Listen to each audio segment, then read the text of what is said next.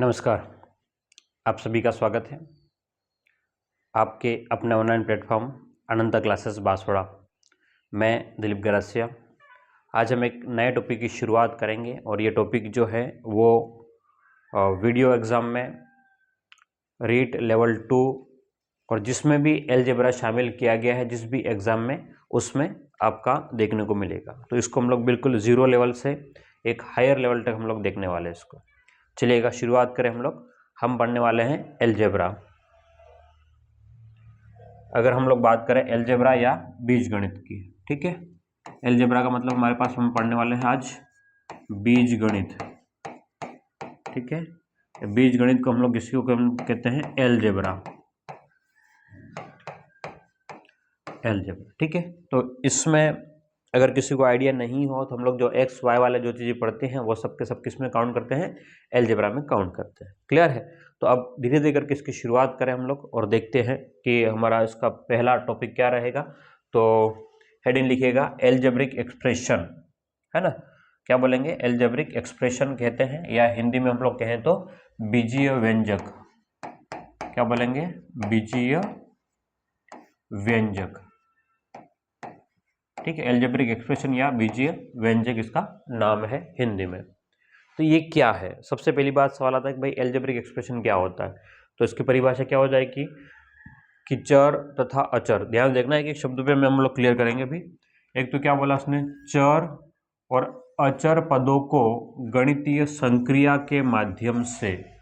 तीन शब्द हमारे पास में आए, एक तो चर राशियां, दूसरा अचर राशियां, और चर और अचर जो राशियां होगी उसको गणितीय संक्रिया, संक्रिया का मतलब होता है जोड़ बाकी गुणा भाग के माध्यम से हम लोग एक साथ लिखते हैं। इनका सम्मिलित रूप जब लिखते हैं उसी को हम लोग क्या बोलते हैं, अलजेब्रिक एक्सप्रेशन। क्या बोलते हैं बोलो, अलजेब्रिक एक्सप्रेशन या बीजीय व्यंजक बोलते हैं। क्लियर है। चलिएगा थोड़ा सा और हम बात करें, थोड़ा सा जैसे कि मान लो कि मैं ऐसा लिख दूं एग्जाम्पल के तौर पर, आप समझना बात को। जैसे मैंने लिखा कि 3xy plus 4x³ y plus में 5x, अपन ऐसा लिख रखा है, बात को समझना। तो मैंने ये एक प्रकार से अलजेब्रिक एक्सप्रेशन लिखा है। समीकरण क्या होगी, कौन से घात की होगी, वो सब बात की बात है। लेकिन अलजेब्रिक एक्सप्रेशन का मतलब क्या होता है कि जब चर और अचर पद है ना, इसमें कुछ पद चर भी होंगे और कुछ पद अचर भी होंगे। जैसे मान लो 5, तो 5 ये आपके पास में अचर हो गया है ना। ये x और y जो है आपके लिए क्या है, चर पद है, ठीक है। तो जब हम लोग इनको ऐसा रूप में लिखते हैं तो वो आपका क्या कहलाएगा, जैसे मैंने इसको लिखा है। अभी इसको हम लोग समीकरण या बहुपद नहीं कह रहे हैं, उसके लिए समीकरण और बहुपद असमीका ऐसा हम लोग कुछ भी नहीं कह रहे हैं। ये केवल और केवल हम लोग क्या कह रहे हैं कि अभी के लिए केवल बीजीय व्यंजक है। समीकरण के लिए कुछ अलग शर्त होती है, असमीका के लिए कुछ अलग शर्त होती है, बहुपद के लिए कुछ अलग शर्त होती है। तो सबको हम लोग एक बार डिटेल से बाद में अलग अलग पढ़ने वाले हैं। केवल अभी हम लोग बात कर रहे हैं किसकी, बीजीय व्यंजक या अलजेब्रिक एक्सप्रेशन की बात कर रहे हैं। और हमको इतना ही ध्यान में रखना है कि जब एक्स वाई और कांस्टेंट, एक्स वाई का मतलब चर और अचर मिल करके प्लस माइनस गुणा भाग जो भी हम लोग यूज करेंगे उस सबको मिला करके एक जैसे लिखा, जैसे ये मैंने लिखा है, ये क्या हो गया आपका बीजीय व्यंजक। जैसे कि छोटा भी हो सकता है, जैसे मान लो कि एक्स प्लस वाई मैंने लिख दिया है ना, एक्स प्लस वाई ऐसा लिख दिया मान लो, तो ये भी क्या हो गया आपका एक बीजीय व्यंजक हो गया, ठीक है।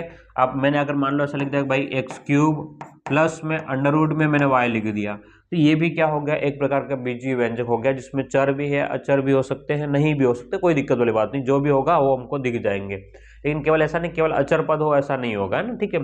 तो कुछ चीजें इसमें रहेगी, चर अचर और ये सब चीजें रहेगी, उसको क्या कहेंगे, बीजीय व्यंजक कहेंगे, ठीक है। तो अब हमारे पास में 2-3 टर्म नए निकल के आ गए। एक तो चर क्या होते हैं, अचर क्या होते हैं और गणितीय संक्रिया क्या होती है, इन सबको हम लोग समझने वाले हैं, ठीक है। तो आगे बढ़ते थोड़ा सा। अब हम बात करें कि चर राशियां, देखो ध्यान से कि आपके पास में चर और अचर और बीजीय व्यंजक की हम लोग अगर बात करें तो चलिएगा मैं इसके बारे में आपको चर्चा कर दूं थोड़ा सा। हाँ, जैसे हमारे पास में यहाँ देखना ध्यान से, मैंने कुछ एग्जांपल ले लिए हैं वैसे। हाँ, चर राशियां किसकी बात करें हम लोग, अगर हम चर की बात करें कि भाई चर यानी कि वेरिएबल क्या होगा, है ना। कभी कभी हम लोग बात करते हैं ना कि भाई इसके मान बदलते रहते हैं, वेरी कर रहे हैं ना, यहाँ से यहाँ ऐसा हो रहा, कुछ ऐसा चेंज, वेरिएबल का मतलब होता है कि जिसका मान बदलता रहे। बदलता कब रहे कि हो सकता है किसी समीकरण मतलब किसी स्थिति की वजह से हो सकता है ना, क्या उस वक्त की उसकी जो डिमांड है उसके कारण उसका मान बदलता रहे, जो भी स्थिति रहेगी तो हम क्या बोलेंगे, चर का जिसका मान समय और स्थिति के अनुसार बदलता रहता है। जिसका मान क्या हो, समय और स्थिति के अनुसार क्या होता है, बदलता है। किसके अनुसार, एक तो समय और दूसरा क्या, स्थिति। समय और स्थिति के अनुसार जिस राशियों का मान बदलता रहेगा वो आपकी चर कहलाते हैं। और नॉर्मली हम लोग चर को X Y Z P Q R ऐसे लिखते हैं। क्लियर है, क्या मेरी बात समझ में आ गई? तो आपके पास में जैसे मैंने लिखा कि भाई एक्स लिखा, एक्स और एक्स बराबर मान लो मैंने एक्स के मान, अगर मान लो एक्स के मान मैंने मान लिया, एक्स का मान मुझे कभी 1 रखना है, कभी 2 रखना है, कभी 3 रखना है ना। तो एक्स के फिक्स निश्चित मान नहीं, 1 भी हो सकता है, 2 भी हो सकता है, 3 भी हो सकता है। जब मान निश्चित नहीं हो और बदलता रहे उसको हम लोग बोलते हैं चर।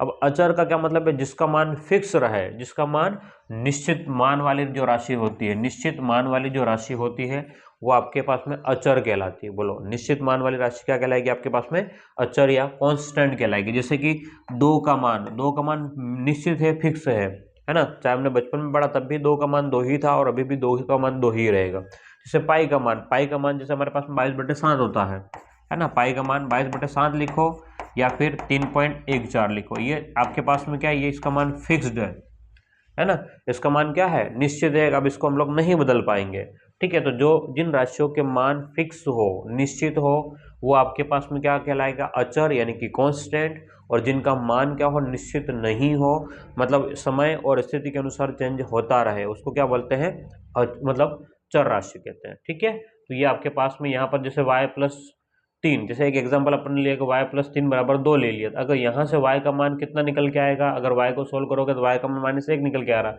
और यहाँ y का मान कितना निकल के आ रहा है, 7। तो अलग अलग स्थिति में y का मान अलग अलग आ रहा है ना। तो ये आपके पास में चर और अचर राशियां होती है, ठीक है। लिखिएगा इसको।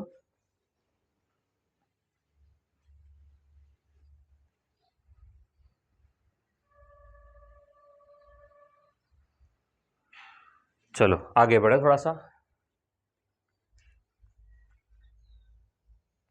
हाँ जी, अब एक नई चीज इसमें देखने को मिलेगी आपको, पद या टर्म, ठीक है।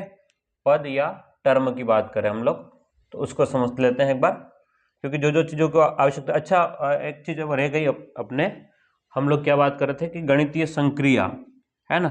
बीच में एक शब्द यूज करना है हमको, गणितीय संक्रिया, ये ध्यान में रखना। गणितीय संक्रिया, गणितीय संक्रिया का मतलब होता है कि जब हम लोग जोड़ करते हैं, गुणा करते हैं, भाग करते हैं, घटाव करते हैं, है ना। तो ये जो आपके पास में आता है, जब ये निशान हम लोग यूज करते हैं उसको हम लोग बोलते हैं गणितीय संक्रिया, मैथमेटिकल ऑपरेशन। तो जैसे मैंने यहाँ पर कहीं लिखा होगा, जैसे कि मान लो y+3, तो y अचर है, 3 क्या है, फिक्स है, अचर है, और बीच में मैंने प्लस का निशान यूज किया तो वो एक संक्रिया है, ठीक है। वो क्या है, संक्रिया का मतलब जोड़ बाकी गुणा भाग एक हथियार है ऑपरेशन करने के लिए, ठीक है। चलो, तो अब हम बात करें पद या टर्म, ठीक। ये क्या होता है, जैसे कि मान लो एक बार समझ लेना इधर कि जैसे मैं x+3z प्लस में मैंने 7y लिखा, ध्यान से देखना। तो यहाँ पर मेरे पास में ये पद है, ये पहला पद है, ये दूसरा पद है और ये तीसरा पद है, ठीक है। बात समझ में आ गई। और ये पद जो होगा वो किसके द्वारा, या तो प्लस का माइनस गुणा भाग के द्वारा बीच में जुड़ा रहेगा। तो आप परिभाषा देखिएगा, various part of algebraic expression, है ना। क्या, बीजीय व्यंजक के अलग अलग जो भाग होते हैं, है ना, और वो सेपरेट किससे रहेंगे, प्लस माइनस, है ना, या गुणा भाग, उनसे अलग अलग रहते हैं। जो हिंदी में अगर देखें तो बीजीय व्यंजकों में जितने चर और अचर राशियों को गणितीय संक्रिया का प्रयोग करके लिखे जाएंगे, वो सब के सब क्या कहलाते हैं, आपके पद कहलाते हैं। जैसे मैंने ये आपके पास में प्लस माइनस जो प्रयोग करके मैंने x को लिखा, 3z को लिखा, 7y को लिखा, तो पद कितने हो गए, 1 पद है, 2 पद है, 3 पद है। हाँ, चर कितने हैं, तो x है, एक y है और एक z है ना। एक तो x है, y है और क्या है, z। तो ये आपके पास में क्या पद कितने हैं, 3 पद है। चर कितने हैं, चर भी इसमें 3 है ना, ठीक है। हम लोग कुछ एग्जाम्पल को देखें, ध्यान से देखना इधर। जैसे मैंने x+y लिखा, मैंने यहाँ पर x+y लिखा, तो इसमें पद कितने हैं, 2 पद है। बोलो कितने पद है, एक तो x है और क्या है, y है। चर भी दो है इसमें, एक्स तो एक्स और वाई, ठीक है। इसमें देखिएगा एग्जाम्पल सेकंड की बात करें तो इस एग्जाम्पल सेकंड में देखना 3x 2y माइनस 4z, तो इसमें पद कितने हैं, इसमें 3 पद है, एक तो पहला पद, ये दूसरा पद और ये तीसरा पद, तो इसमें 3 पद है। कौन कौन से, 3x 2y और 4z, 3 पद हो गए, ठीक है।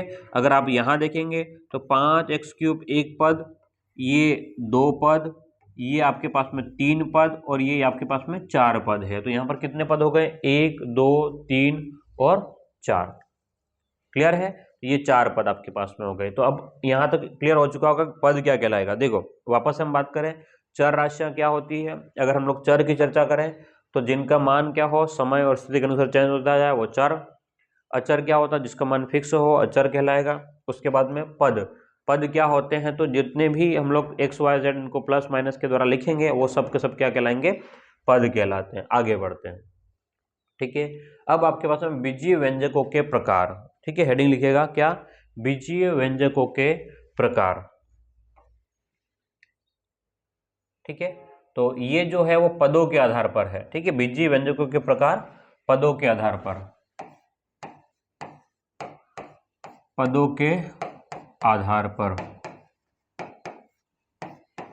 ठीक है। बीजीय व्यंजकों के प्रकार किसके आधार पर, तो पद कितने होंगे उसके आधार पर। जैसे आपके पास में मोनोमियल एक पद आता है, मोनोमियल। मोनोमियल का मतलब होता है कि जिसमें केवल एक पद होता है, जिसमें केवल एक पद होता है वो क्या कहलाएगा, आपका मोनोमियल। मतलब बीच में प्लस माइनस का यूज नहीं करेंगे। जैसे आपके पास में 3 है तो इसमें कितने पद है, केवल एक पद है, एक पद है। 3 में कितने पद है, तो एक पद है आपके पास में, और पद क्या है, तो आपके पास में केवल 3 ही लिखा हुआ। जैसे आपने बोला कि 5x, ठीक है, तो ध्यान देखना 5x, तो इसमें एक पद है, केवल कितने पद है, एक पद है। अगर आपने देखा कि 5xy³, तो इसमें पूरा ये मिल करके पूरा क्या हो गया आपके पास में, क्योंकि बीच में कहीं भी प्लस का यूज नहीं किया है, ठीक है। ये एक पद है, पूरा पूरा अपने आप में क्या है, एक पद है, ठीक। ये पूरा एक पद हो गया। इसमें अब इस एक पद में चर कितने हैं, तो चर आपके पास में यहाँ पर 2 है, एक तो x है और y है, एक तो x भी यूज किया और एक y यूज किया। घात कितनी वो नहीं है ना, केवल हमको x और y जो है वो 2 चर हो गए, क्लियर है। जैसे और हम लोग बात कर ले इसमें माइनस का 6abc, तो ये एक पद है, ये कितने पद है, तो एक पद है। इसमें चर कितने हैं, तो चर हम लोग कहते हैं, अगर मान लो abc को चर मान ले तो a है, b है और c है, ठीक है। तो इस प्रकार से हमारे पास में मोनोमियल का मतलब क्या होता है कि जिसमें केवल एक पद होता है वो मोनोमियल कहलाएगा, या एक पदीय। एक पद का मतलब एक पदीय आपके पास में बीजीय व्यंजक। फिर बहुपद में भी हम लोग इसकी बात करेंगे, ठीक है, लिख लो उसको।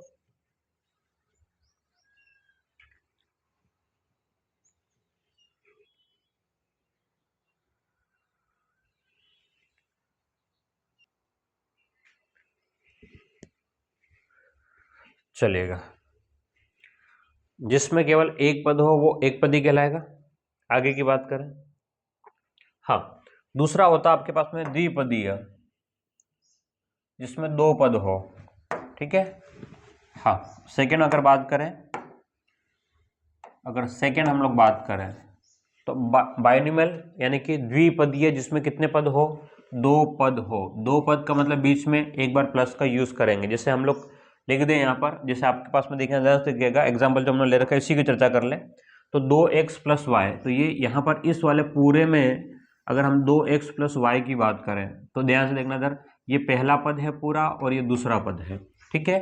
तो हम अगर चर्चा करें इसी को वापस से लिख लें तो 2x + y, तो इसमें कितने पद है बोलो, तो इसमें हम लोग कहेंगे कि भाई 2 पद है, 2 पद है। कौन कौन से 2 पद है, एक तो 2x है और एक क्या है, y है। चर कितने हैं, तो इसमें चर भी हमारे पास में 2 है, एक तो x और दूसरा क्या, y। तो चर भी हमारे पास में कितने हैं, 2 है, ठीक है। अगर हम लोग यहाँ बात करें, ध्यान देखना था, सेकेंड वाले में बात करें कि 5 माइनस में 2x, तो इसमें पद कितने हैं, तो पद हमारे पास में 2 पद है। पद कितने हैं, तो हम कहेंगे भाई कि हमारे पास में 2 पद है। कौन कौन से 2 पद है, तो एक तो 5 है और एक 2x है। चर कितने हैं, है ना, तो चर इसमें यहाँ से देखेंगे तो एक चर है, बोलो कितना चर है, एक। चर कितना है? एक। कौन सा है? तो x। अचर कितने हैं? अचर है ना, अचर कितने हैं आपके पास में? तो केवल एक है। कौन है? तो वो 5 है। ये दो अचर नहीं है, दो जो है वो इसके साथ में गुणांक है। दो क्या है आपके लिए? गुणांक है। ठीक है, तो यह गुणांक किसका है? तो x का गुणांक है, x का। क्लियर है? आपको एक एक चीज समझ में आनी चाहिए धीरे धीरे करके। ठीक है, नोट्स बनाते जाइएगा। हाँ, आगे हम लोग बात करें जैसे कि 5xy³ प्लस में v। तो पद कितने हैं? तो हम कहेंगे पद इसमें दो पद है। बोलो कितने पद है? दो पद। कौन कौन से दो पद है आप कहेंगे? एक तो है आपके पास में 5xy³ और अगला है v, ये दो पद है। चर कितने हैं? तो चर अगर आप देखेंगे तो चर हमारे पास में अगर हम लोग मान लें कि भाई ये तीनों तीन चर है, तो हमारे पास में तीन चर है। v भी एक प्रकार का चर अगर माने तो तीन चर हो गए, x, y और v, तीन चर हो गए। क्लियर है? क्या कोई अचर पद है क्या? तो यहाँ पर कोई अचर पद नहीं है। ठीक है, क्योंकि हमने इसको चर मान के चल रहे हैं। तो इस वैसे ही यहाँ पर अगर हम देखें तो ये अचर पद रहेगा। एक पद ये है और एक पद ये है, तो ये अचर है और ये आपके पास में चर पद है। x और y दोनों चर राशियां हैं। क्लियर है? तो ये आपके सामने ये एक्सप्लेनेशन था कि बाइनोमियल का मतलब है कि जिसमें दो पद होते हैं। दो पद का मतलब है बीच में जब भी प्लस का साइन यूज करेंगे उसको द्विपदीय के हम लोग कहेंगे। या ठीक है, कुछ और एग्जाम्पल हम लोग बात करें। हाँ, द्विपदी बीजी व्यंजक और हम लोग बात कर लें।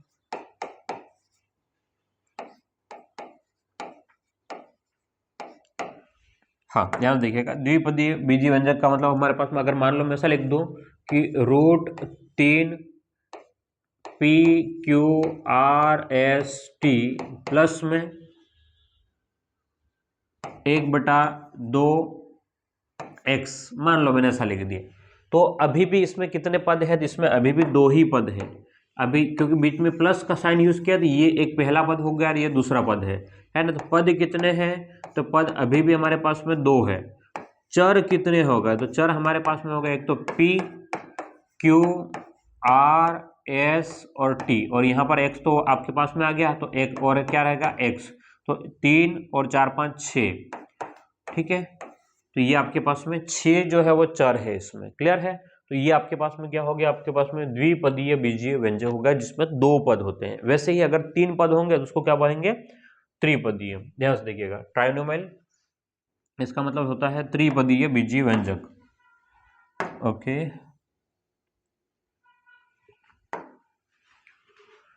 इसको हम कहेंगे त्रिपदीय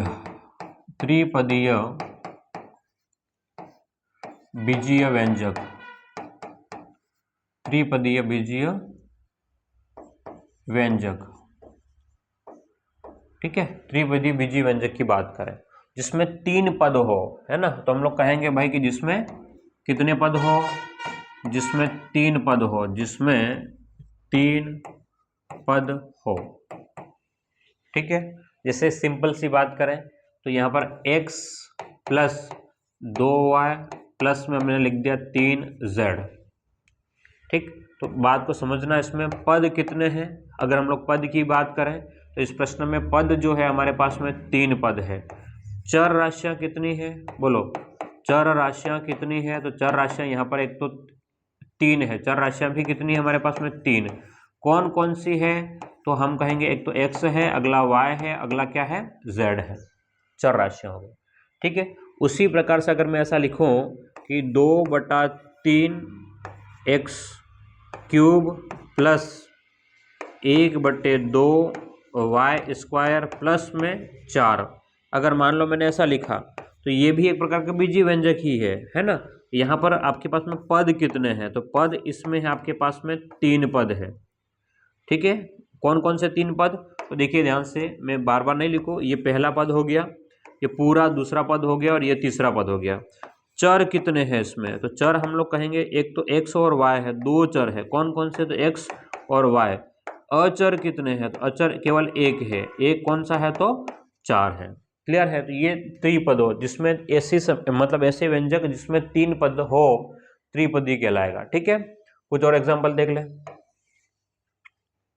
सेकेंड एग्जाम्पल हो गया, और एग्जाम्पल देखिए तो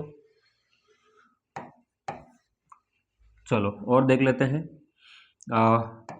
4x² प्लस 2x प्लस में 5 अपन ने ऐसा लिखा, तो यहाँ पर भी कितने पद है? 3 पद है। बोलो कितने पद है? 3 पद। इसको क्या कहेंगे? इसको त्रिपदीय बीजीय व्यंजक कहते हैं।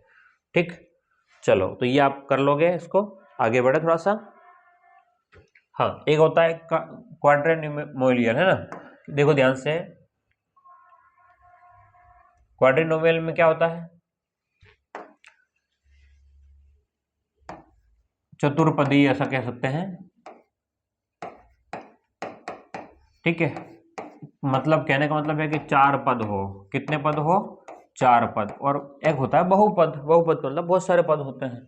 ठीक है, या दो से ज्यादा पद होंगे। जैसे कि मान लो मैंने लिख दिया कि 2x⁵ plus 3x⁵ plus 7x⁵2 plus में 8। तो इसमें कितने पद है? तो आप देखो ध्यान से, इसमें 1 2 3 और 4 पद है। बोलो कितने पद है? तो 4 पद है। ये पहला पद, ये दूसरा पद, ये तीसरा पद और ये चौथा पद, है ना। इसलिए इसको क्या बोलेंगे? चतुर्पदीय। अब तो यहाँ तक क्लियर हो गया होगा कि भाई बीजीय व्यंजकों के क्या प्रकार होंगे, जिसमें एक पद हो एक पदीय, 2 पद हो द्विपदीय, 3 पद हो त्रिपदीय और 4 पद हो तो चतुर्पदीय। क्लियर है? ये आपके पास में किसके बीजीय व्यंजकों के प्रकार हो गए। अब आगे बढ़ते हैं। हाँ, अब अगला आपके हेडिंग लिखिएगा फैक्टर्स एंड कोफिशिएंट। हम लोग इसको हिंदी में कहेंगे एक तो गुणनखंड और गुणांक। ठीक है, हिंदी में क्या बोलेंगे? गुणनखंड, गुणनखंड तथा गुणनखंड तथा गुणांक। गुणनखंड तथा गुणांक। ठीक है, क्या कहेंगे? फैक्टर्स एंड कोफिशिएंट, गुणनखंड तथा गुणांक की अगर हम बात करें तो गुणनखंड का मतलब होता है टुकड़े। गुणनखंड का क्या मतलब होता है? टुकड़े करना होता है। क्या करना होता है? टुकड़े। और गुणांक का मतलब होता है कि भाई जो आपके पास में संख्या रहेगी। तो एक बार दोनों की परिभाषा देख लिया, फिर हम लोग एग्जाम्पल की बात करेंगे। तो हम बात करें फैक्टर्स की। सबसे पहले बात करें गुणनखंड यानी कि फैक्टर्स की अगर बात करें तो जैसे कि फैक्टर्स का मतलब होता है टुकड़े। जैसे हमने एग्जांपल ले लिया 7x, ये आपके पास में 7x का हमने एग्जांपल ले लिया 7x। तो 7x के टुकड़े क्या हो गए? 7 × x। 7x का टुकड़ा क्या होगा? 7 में x का गुणा है तो 7 × x। तो इसका गुणनखंड क्या हो गया? 7 और x जो है वो इसका गुणनखंड है। ठीक है, जैसे मैंने लिख दिया ये -6abc। तो ये आपके पास -6abc अगर ऐसा है, एक तो -6 अलग हो गया, a अलग हो गया, b अलग हो गया और c अलग हो गया। ठीक है, तो ये आपके पास में क्या होगा? इसके गुणनखंड होगा। कौन कौन से? -6a, b और c। ठीक है, उसी प्रकार से अगर आप लोग देखेंगे कोफिशिएंट यानी कि गुणांक। गुणांक का मतलब होता है कि उसके साथ गुणा होने वाला अंक, या जरूरी नहीं अंक होगा, चर अचर भी हो सकते हैं। जैसे मैंने क्या लिखा कि 9pqr, 9pqr। तो यहाँ पर देखो, मैं ध्यान रखना कि का गुणांक, p का गुणांक कौन? तो p अगर आपसे कहा कि p का गुणांक, p का गुणांक क्या है, तो आप बोलेंगे p को अलग कर लो। तो p को अलग करने के बाद मैंने कि 9qr और इसमें किसका गुणा है? p का। तो ये आपके पास p का गुणांक क्या हो गया? 9qr हो जाएगा, 9qr। ठीक है, अगर आपसे कहा qr का गुणांक क्या है, ये qr ये रहा, तो क्या हो जाएगा? 9p इसका गुणांक हो जाएगा। ठीक है, तो अभी हम लोग और एग्जाम्पल देखते हैं। गुणनखंड। ठीक है, एक बेसिक सी बात हम लोग बात कर रहे हैं, इसकी केवल इसी की एग्जांपल, गुणनखंड के एग्जांपल की बात कर रहे हैं। गुणनखंड के एग्जांपल की बात कर रहे हैं हम लोग। ठीक है, अगर हम एग्जांपल की बात करें गुणनखंड के एग्जांपल की, तो जैसे मैंने लिख दिया कि -7x³ y। ठीक है, अगर ऐसा लिखूं तो इसके गुणनखंड क्या हो जाएंगे? -7 × x × x × x इंटू में y। ठीक है, तो ये इसके गुणनखंड हो गए। ये क्या होगा? इसके गुणनखंड। इसके टुकड़े करना ही इसके क्या है? गुणनखंड। अब जरूरी नहीं कि यही गुणनखंड हो गया, अगर आपका एक तो ये हो सकता है, और क्या हो सकता है? अगर आप ऐसा लिख दें -7 × x³ × y लिखा, तब भी ये गुणनखंड है। ठीक है। अगर आपने ऐसा नहीं लिख करके आपने -7 इंटू एक्स स्क्वायर इंटू में एक्स वाई लिखा, ये भी क्या हो गया, एक गुणनखंड हो गया। मतलब कुल मिला करके अगर आप वापस से गुणा करोगे तो यही वापस से मिल जाएगा कि ये गुणनखंड है, इसके टुकड़े हैं। आप जैसा बनाना चाहोगे टुकड़े वैसा बन जाएगा। ठीक है, तो ये सब के सब क्या कहलाएंगे, गुणनखंड कहलाएंगे। अगली बात आती है गुणांक की बात करते हैं हम लोग, है ना। किसकी बात करें, गुणांक की बात करें। तो गुणांक क्या होगा, अगर हम गुणांक की बात करें, जैसे मैंने लिख दिया -2/3 एक्स वाई का स्क्वायर। ठीक है, अपन ने ये लिखा। तो अगर आपसे पूछा कि x का गुणांक क्या है, x का गुणांक क्या है, तो x का गुणांक क्या हो जाएगा बताओ मुझे। अगर हमसे कहा कि x का गुणांक क्या है, तो x को अलग कर लो, तो -2/3 -2/3 और y स्क्वायर अलग रख लो और इंटू में क्या कर लो, x। तो x के साथ में गुणा होने वाला अंक कितना है, x को अलग कर लो, बचा हुआ क्या हो गया, -2/3 y स्क्वायर, इसका गुणांक हो गया। ठीक है, ये गुणांक हो गया। वैसे ही अगर मान लो लिखूं मैं √3 एक्स स्क्वायर वाई स्क्वायर और z, और आपसे क्या भाई z का गुणांक क्या है, z का गुणांक क्या है, z का गुणांक क्या है। तो आप बताओगे ये पूरा जो पोर्शन है, कौन सा, ये वाला पोर्शन, ये जो पूरा है z के साथ में जितना भी पोर्शन है वो सब के सब क्या कहलाएगा, गुणांक कहलाएगा। क्लियर है, तो ये हमारे पास में एक तो गुणनखंड और गुणांक का कंसेप्ट क्लियर हो गया। ठीक है,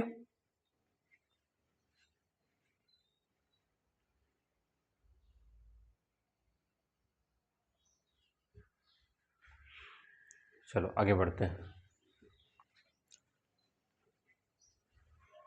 हाँ, आगे बढ़े और हम, हाँ, कुछ प्रश्न और देखते हैं थोड़े से,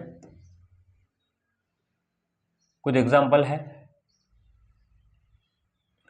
2-4 प्रश्न है, इनको देख लेते हैं। जैसे आपके सामने प्रश्न है, क्या प्रश्न है देखो बोर्ड पे, क्या बोला गया कि एक्स स्क्वायर का गुणांक लिखिएगा। पहले प्रश्न मतलब एक्स स्क्वायर का गुणांक लिखना है आपको, बताना कि एक्स स्क्वायर के साथ में किसका गुणा हो रहा है। हमको क्या बताना है कि भाई एक्स स्क्वायर के साथ में किसका गुणा हो रहा है, ये बताना है। ठीक है, सिंपल तरीका है इसको समझाने के लिए। देखो पहला प्रश्न अगर हम सॉल्व करें, तो पहला प्रश्न अगर हम सॉल्व करें तो -3x² दे रखा है। अब एक्स स्क्वायर का गुणांक क्या है, तो हम इसको कहेंगे -3 का गुणा जो है वो किसके साथ में हो रहा है, एक्स स्क्वायर के साथ में। इसलिए आंसर क्या हो जाएगा, -3 जो है वो आपका आंसर हो जाएगा। क्लियर है, एक्स स्क्वायर का गुणांक क्या है, तो -3। सेकेंड प्रश्न में देखिए, सेकेंड प्रश्न क्या कह रहा है कि 5x² yz, और हमें आंसर क्या निकालना है, एक्स स्क्वायर का गुणांक। तो इसको हम लोग ऐसा लिख सकते हैं, क्या देखो ध्यान से, 5yz इंटू में एक्स स्क्वायर। तो अब यहाँ पर आंसर क्या बन जाएगा, एक्स स्क्वायर का गुणांक क्या हो गया, तो 5yz, 5yz बन जाएगा। ठीक है, अगले अगर प्रश्न की बात करें, क्वेश्चन नंबर 3 की बात करें, ध्यान से देखना। क्वेश्चन नंबर अगर हम लोग 3 की बात करें, तो क्वेश्चन नंबर 3 में 5/7 x² z है, और हमें एक्स स्क्वायर का गुणा निकालना है, तो 5/7 और z को यहाँ लिख लो, इंटू में मैं यहाँ लिख लूंगा एक्स स्क्वायर। तो ये आपके पास में ये जो रहेगा 5/7 z, वो एक्स स्क्वायर का गुणांक है। फिर हम लोग बात करें यहाँ पर क्वेश्चन नंबर 4 की बात करें, तो -3/2a x² प्लस yz, और हमसे पूछा है कि एक्स स्क्वायर का गुणांक क्या है। तो ये आपके पास में एक्स स्क्वायर का गुणांक जो है, एक्स स्क्वायर के साथ में गुणांक किसका हो रहा है, आपको देख करके बता सकते हो भाई, है ना, देख करके बोल सकते हो कि ये जो पोर्शन आपके पास में है क्या, कि 3/2, वो भी माइनस का, और a ये जो है वो एक्स स्क्वायर का गुणांक है। 3/2 a जो है वो किसका गुणांक है, तो एक्स स्क्वायर का गुणांक है। ठीक है, लिख लीजिएगा इसको।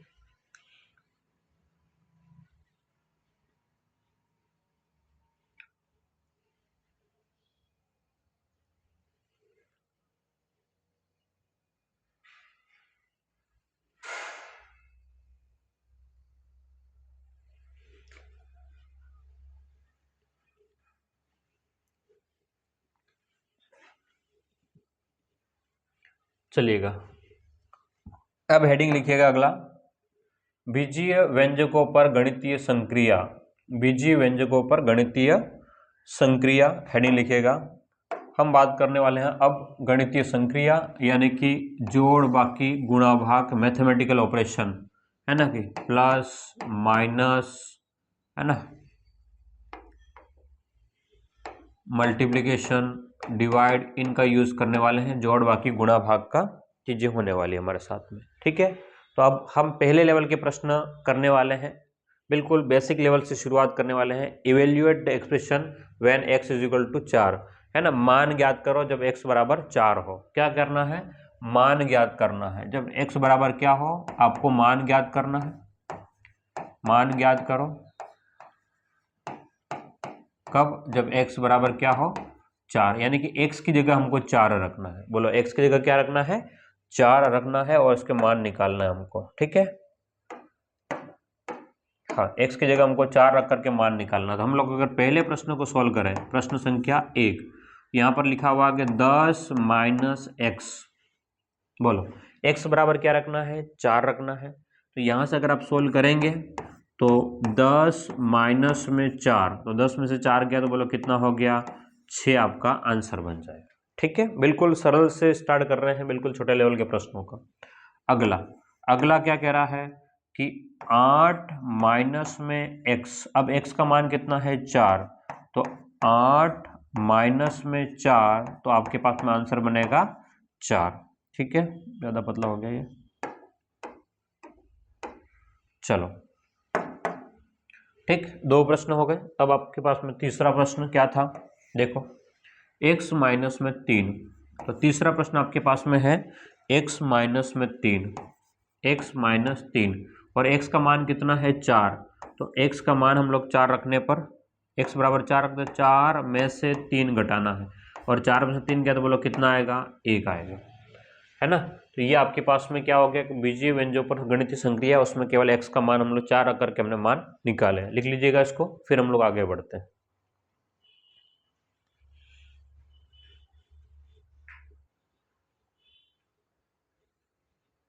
हाँ, बिल्कुल बेसिक लेवल के प्रश्नों की चर्चा कर रहे हैं, ठीक है। हाँ, आगे बात करें थोड़ा सा। अभी हम लोग x बराबर 4 ही रखना है इसमें भी हमको, ओके। हाँ, x बराबर हमको रखना है 4 अभी भी इस प्रश्न में। ध्यान देखना, क्वेश्चन नंबर चौथा देखिएगा। चौथा क्या कह रहा है कि x प्लस में 7, और हमें x का मान कितना दे रखा है? उसने x का मान दे रखा हमको 4 दिया हुआ है। तो x का मान अगर हम लोग 4 रख लें तो 4 प्लस में 7, तो 4 में 7 जोड़ लें तो हमारे पास में बनता है 11। क्लियर है? चलो अगला देखिएगा, पांचवा देखिएगा, 2x, है ना। तो 2 इंटू एक्स का मान कितना है? 4, तो 4 दूनी कितना हो गया? 8, और ये क्वेश्चन नंबर 1 नहीं होगा, 6 होगा। तो छठा देखिएगा, 32 बटे में x, तो 32 में x का मतलब क्या है आपके पास में? 4, तो 4 का भाग लगा, 4 8 32, तो आंसर आएगा आपका 8। क्लियर है? तो ये हमारे पास में हमने इसको उसी चीज को देखा है कि बिल्कुल जीरो लेवल के, भाई x के मान रख करके हम लोग किस प्रकार से इसको सोल्व करेंगे, ठीक है। एक तो ये हमने इसको देख लिया, क्लियर। चलिएगा आगे बढ़े। हाँ, थोड़ा सा उसी में थोड़ा सा अपन लेवल चेंज कर रहे हैं, थोड़ा सा बढ़ा रहे हैं लेवल। देखिएगा, ये प्रश्न आपके सामने है ना, ओके, ठीक है। हाँ, ये प्रश्न है, क्या कह रहा है प्रश्न, देखो ध्यान से। और evaluate the expression when m is equal to 5 and n is equal to 6। आपको m की जगह 5 रखना है और n की जगह 6 रखना है, ध्यान से देखना, है ना। इसका मान निकालना है कब? जब आपका m का जो मान है वो 5 हो जाए और n का मान है वो 6 हो जाए, और तब इसका मान आपको निकालना होगा, ठीक है।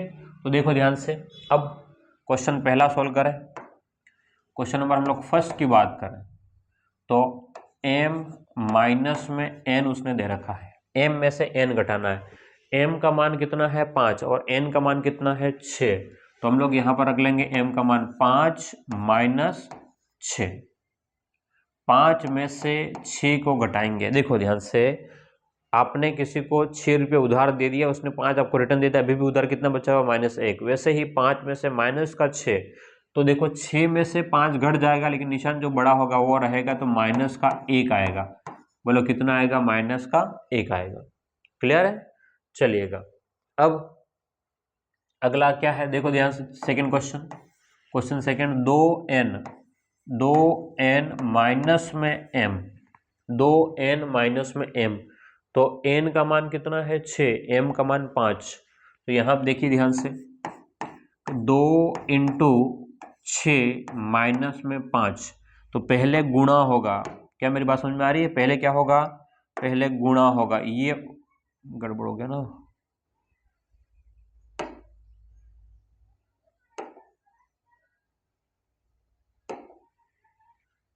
हाँ, पहले गुणा होगा, तो 6 दूने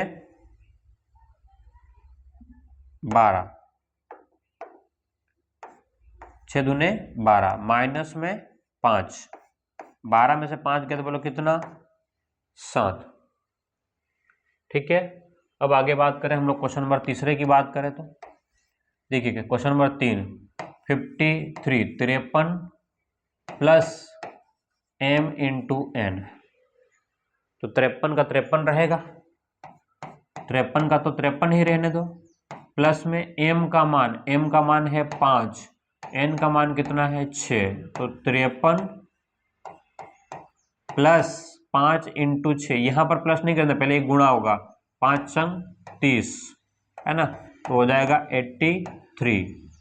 अब अगला क्वेश्चन नंबर चौथा देखो ध्यान से, हम अगर चौथे की बात करें तो m प्लस n तो सीधा हो जाएगा m प्लस n का मतलब है कि 5 प्लस 6, तो कितना बन जाएगा 11। ठीक है, अगला 3 इंटू mn। ठीक है, पांचवा प्रश्न क्या है कि 3 इंटू m इंटू n, तो 3 इंटू m का मान 5, n का मान 6, 6 पंच 30 और 30 इंटू 3 90 आपके पास में।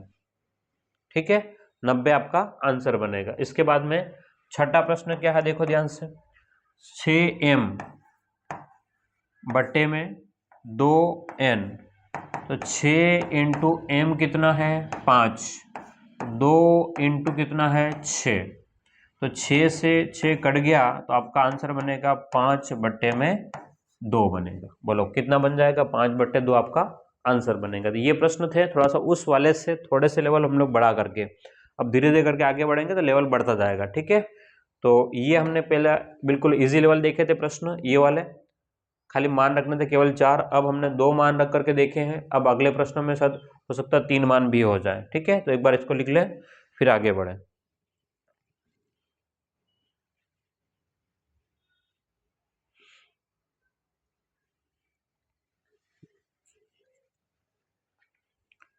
हाँ जी,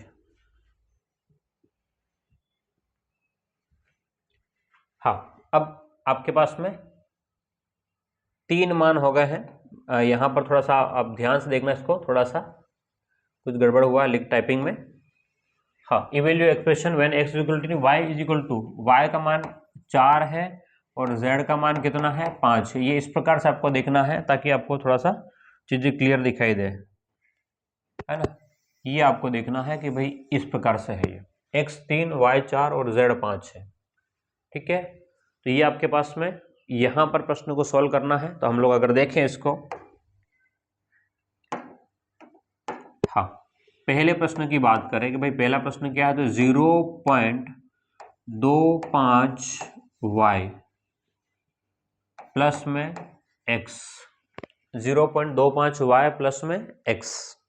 अब जहां y है वहां पर y का मान रख लो, जहां पर x है वहां पर x का मान रख लेना आपको। ठीक है, तो देखिएगा 0.25 इंटू वाई का मान कितना है 4, प्लस में x का मान कितना है 3। अब पहले गुणा होगा, हमेशा ध्यान में रखिएगा, पहले क्या होगा गुणा और फिर जोड़ बाकी जो भी होगी, तो है ना। अगर भाग है तो भाग पहले करना पड़ेगा। अब 0.25 में मुझे 4 का गुणा करना पड़ेगा। ठीक है, जिसको नहीं आता वो देख लेना, 0.25 में मुझे 4 का गुणा करना है। एक समय के लिए आप इसको भूल जाओ कि ये 0 पॉइंट कुछ था, 25 इंटू 4 कर लो आप, तो केवल क्या कर लेंगे 25 इंटू 4 करो, 25 चौक कितना हो गया 100। अब देखो ध्यान से, पॉइंट के बाद कितने अंक है 2 अंक, तो 1 और 2 अंकों के बाद पॉइंट लगाओगे तो आपका आंसर बनेगा 1। बोलो आंसर क्या बनेगा आपका 1। तो यहाँ पर हो जाएगा 1 और पहले से ही कितना मौजूद है 3, यानी लिखते नीचे लिखते हैं ताकि ठीक रहेगा। हाँ तो ये पूरा बन जाएगा आपके लिए 1 प्लस में 3, तो 1 और 3 कितना हो गया बोलो 4 आपका आंसर बनेगा। ठीक, सेकेंड प्रश्न देखिएगा, 4z माइनस एक्स, ये 4 जो है वो गुणे में है जो दिखाई नहीं दे रहा, 4z माइनस एक्स। तो हम क्या करते हैं 4 इंटू जेड का मान 5 माइनस में एक्स का मान 3, पहले ब्रैकेट वाला सॉल्व होगा, ध्यान रखिएगा हमेशा पहले ब्रैकेट वाला। तो 4 इंटू 5 में से 3 गया तो 2, तो 4 दूने आपके पास में 8 आंसर बनेगा। 4 दूने कितना आंसर बनेगा तो 8 आंसर बनेगा। क्लियर है, ये दो प्रश्न हमने इसको देखे जहां पर एक्स वाई और जेड तीनों के मान हो। और कोई प्रश्न तो और देख लेते हैं। हाँ ठीक है, तो यहाँ पर आपके पास में वापस से मान रखने पड़ेंगे, नहीं तो गड़बड़ हो जाएगा, दिखाई नहीं दे रहा है। तो x बराबर क्या था, थोड़ा सा बड़ा कर लेते हैं इसको,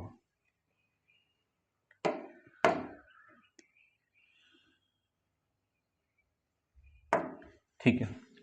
x बराबर क्या था, 3 4 और 5, x बराबर 3 था, y बराबर 4 था और z बराबर 5 था। ठीक है, अब ध्यान देखिएगा, इस प्रश्न को अगर हम सोल्व करें, इस वाले प्रश्नों को, क्वेश्चन नंबर 3 को सोल्व करें तो 7z माइनस में x, तो 7 इंटू जेड का मान 5, x का मान कितना है 3, तो 7 इंटू 5, 7 5 35 माइनस में 3, 35 में 3 गया तो बोलो कितना आंसर आएगा 32 बनेगा। ठीक है, इस वाले प्रश्न को देखो, इस क्वेश्चन नंबर 4 को अगर x प्लस वाई, तो x का मान कितना है 3, y का मान कितना है 4 प्लस में 1, तो 4 तिया 12 और 1, तो 12 और 1 कितना हो गया 13 आपके पास में आंसर बनेगा। क्लियर है, 3 4 हो गए। हाँ ठीक है, तो इसको फिर अब यहीं पर रुकते हैं। तो ये आपके पास में आज का कंप्लीट हो गया। अब हमने देखो फटाफट हमने क्या क्या देखा था, एक बार फटाफट रिवीजन कर लेते हैं हल्के फुल्के, ठीक है, ताकि आपको ध्यान में रहे कि हमने क्या क्या पढ़ लिया आज। देखिएगा, हाँ हमने अलजेब्रा शुरुआत किया था, ठीक है, अलजेब्रा की शुरुआत करी थी और उसमें सबसे पहले हमने बात करी थी अलजेब्रिक एक्सप्रेशन, बीजीय व्यंजक हमने पढ़ा था सबसे पहले कि भाई बीजीय व्यंजक क्या कहलाएगा। ठीक है, बीजीय व्यंजक क्या होता है, तो जहां पर एक्स चर और अचर रहते हैं और जहां पर क्या रहेंगे चर अचर और साथ में प्लस माइनस का जो चिन्ह यूज करके हम लोग जिनको जोड़ते घटाते हैं तो वो बीजीय व्यंजक कहलाएंगे। ठीक है, उसके बाद में चर क्या कहलाते हैं, अचर क्या कहलाते हैं, हमने चर्चा कर ली है, जिनका मान बदलता हो चर, जिनका मान नहीं बदला वो अचर। उसके बाद में पद क्या कहलाते हैं, भाई जब भी प्लस और माइनस साइन का उपयोग करके, प्लस और माइनस साइन का उपयोग करके जो भी चर और अचर को लिखते हैं वो सब के सब क्या कहलाएंगे, पद कहलाते हैं। और पदों के आधार पर बीजीय व्यंजकों के प्रकार, ठीक है, जिसमें एक पद हो मोनोमियल या एक पदीय, दो पद हो द्विपदीय, तीन पद हो त्रिपदीय और चार पद हो चतुर्पदीय। ठीक है, ये हमने देख लिया था। उसके बाद में गुणनखंड और गुणांक, तो गुणनखंड क्या होंगे कि भाई जिसके टुकड़े करना गुणनखंड कहलाता है, गुणांक का मतलब जो गुणा हो रखा है वो गुणांक है। ठीक है, आपने एग्जाम्पल के साथ देखा था। उसके बाद हमने अगर बात करें कि एक्स स्क्वायर को गुणांक के रूप में लिखिए, एक्स स्क्वायर कुछ गुणांकों को लिखने हमने बात करी थी। ठीक है, फिर तो हमने कुछ प्रश्न ही किए थे, इनके एक्स वाई जेड जो मान रख करके प्रश्नों को सोल्व किया है। ठीक है, तो ये अपने पास में काम आज का हम लोग ये यहाँ पर खत्म है। कल इसके है ना, कल यानी कि अगली क्लास में हम लोग इसका आगे का कंसेप्ट पढ़ेंगे। उम्मीद करता हूँ आपको समझ में आया होगा, है ना। यूट्यूब पर देख रहे हैं, चैनल को सब्सक्राइब नहीं किया तो सब्सक्राइब जरूर से कीजिएगा। फिर मिलते हैं अगली क्लास में। Thank you.